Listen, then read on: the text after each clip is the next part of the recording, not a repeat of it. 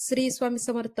आज आपण पाहणार आहोत एक अतिशय सोपी घरच्या घरी तयार होणारी आणि आरोग्यासाठी उपयुक्त अशी रेसिपी बडीशोपाचा मुखवास. जेवणानंतर तोंडाला ताजेपणा हवा असेल किंवा पचन सुधारायची असेल तर बडीशोपाचा हा स्वादिष्ट मुखवासाचा एकदम परफेक्ट आहे.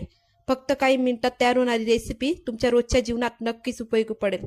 तर चला मग वेळ न घालवता आपण पाहूया सोपा आणि झटपट बनणारा बडीशेपाचा मुखवास. त्यासाठी आपण इथं 2 वाटी बडीशेप घेतली आहे. तिला छान स्वच्छ करून घेतली. त्याच्यातली जी घाण आहे ती काढून घेतली, काळ्या काही असतं ते.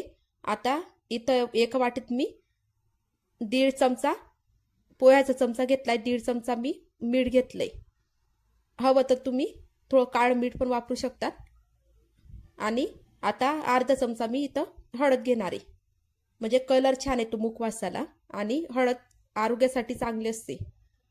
इथं अर्धा चमचा हळद घेतली. आता त्याला पाणी टाकून छान आपण याचं मिश्रण बनवून घेऊ. असं पाणी टाकायचं, छान घोळून घेऊ याला. मीठ जोपर्यंत विरघळत नाही छान असं मिक्स करत राहायचं.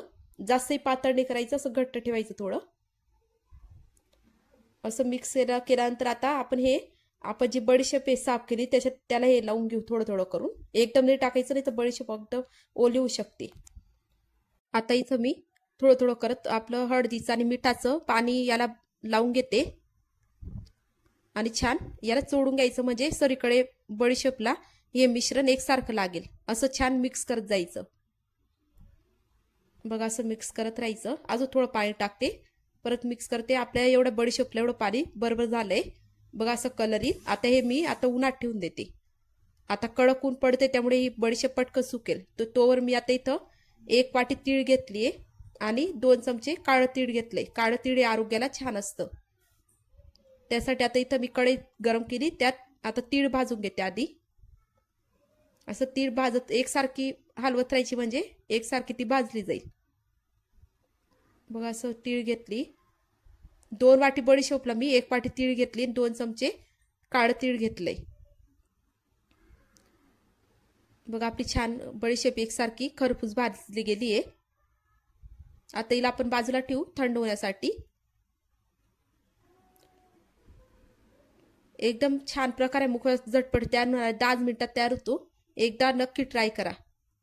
पचनासाठी, अपचनची समस्या असेल, ॲसिडिटीसाठी हा प्रकार एकदम कामात येतो. आता इथं मी 2 चमचे काळे तीळ घेतले. हे आपल्या केसांच्या आरोग्यासाठी छान असतात. आता याला पण छान आपण खरपूस भाजून घेऊ. तुम्ही जास्त यूज करू शकता. 2 चमचे जागे तुम्ही 4 चमचे घेतले तरी चालेल. हे बघा आपले हे काळे तीळ पण छान खरपूस भाजले गेलेत. आता आपण जी आपली उन्हात आपण बडीशेप ठेवली होती ती भाजायला घेऊ. बघा आपली थोडी ओलसर आहे, पण ही आता गरम केल्यामुळे छान भाजली जाईल.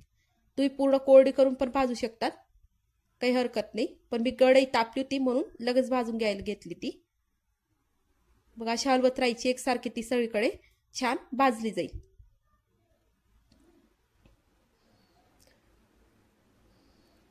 बघा असं बडीशेपचा आपला कलर चेंज झालाय थोडा.